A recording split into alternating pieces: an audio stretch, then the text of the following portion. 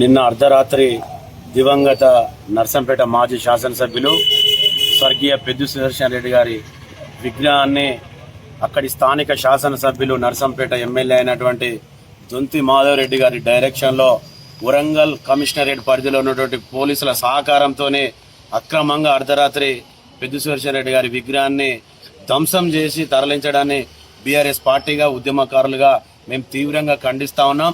ఈ సందర్భంగా పాలక పక్షానికి రేవంత్ సర్కార్ కూడా ఉద్యమకారులుగా బీఆర్ఎస్ పార్టీ నుంచి హెచ్చరిస్తా ఉన్నాం.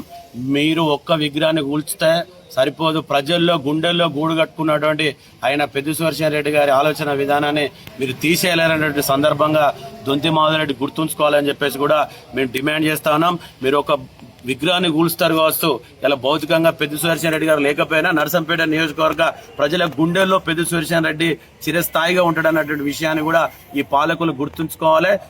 ఇలా నర్సంపేటకు నగరానికి జిల్లా హెడ్‌క్వార్టర్లలో ఉండాల్సినటువంటి మెడికల్ కాలేజీని కేసీఆర్ని ఒప్పించి మెప్పించి ఇలా నర్సంపేట ఒక డివిజన్ నియోజకవర్గానికి తీసుకొచ్చినటువంటి పెద్దు సుదర్శన్ రెడ్డి గారిని భవిష్యత్ తరాలు స్మరించుకోవాలనే ఆలోచనతోనే బీఆర్ఎస్ పార్టీ ముందుగా అక్కడ ఏర్పాటు చేయడం జరిగింది. అసలు ప్రభుత్వం చేయాలి ఈ పనిని. పాకాలకు గోదావరి జలాలు తీసుకొచ్చినందుకు పాకాల చెరువు కట్ట మీద పెట్టాలి, నర్సంపేట మెడికల్ కాలేజీకి పెద్ద సుదర్శన్ రెడ్డి గారి పేరు నామకరణం చేయాలి. ఇట్లా మీరు చేయకుండా ఇలా ఏకపక్షంగా పోలీసులకు అధికార పార్టీ తలొగ్గి ఇలా అధికారుల చేత రాత్రి అవమానపరిచే విధంగా విగ్రహాన్ని కూల్చేయడం అనేది చాలా తీవ్రంగా బాధపడతా ఉన్నాం, ఖండిస్తా ఉన్నాం.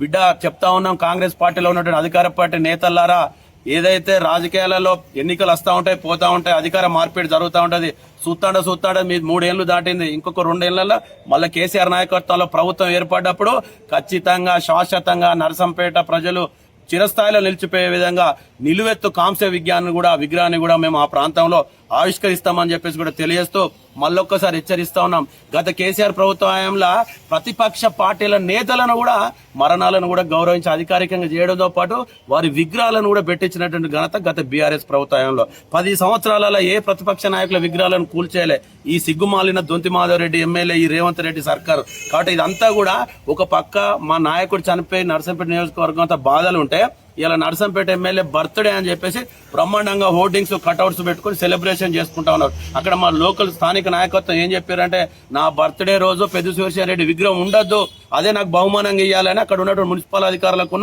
పోలీసులకు దొంతి మాధవ్ రెడ్డి ఆదేశాలు ఇచ్చిండట.